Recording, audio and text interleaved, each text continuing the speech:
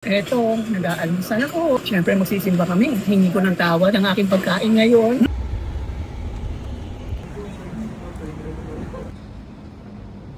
Nandito ako ngayon sa Aristocrat tayo. Naalala ko nung mga bata pa kayong lahat. Dito tayo kumakain ng lunch pagkatapos natin magsimba. Ang daddy mo nandun, kain, pumapangas ng crispy pata. Pero tayo, laging chicken barbecue. Those were the days. Ngayon, kompleto ulit tayo. Kaya masaya na naman ako. Meron pang dalawang dagdag ng aking dalawang apo.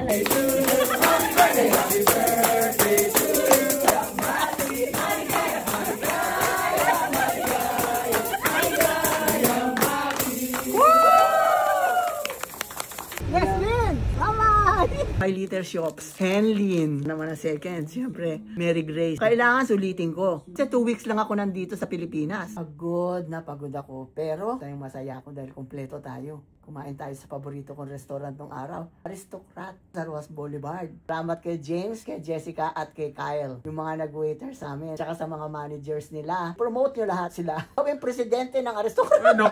Salamat sa driver namin si Sean. Napakabait, magandang, aasahan mo talaga. Pang day 3, meron akong paborito na tawagin siya. Na Balaan kita. Boo. Huwag mo sasabihin yan doon. Huwag mo ko bigyan ng kahihiyan. Boulay.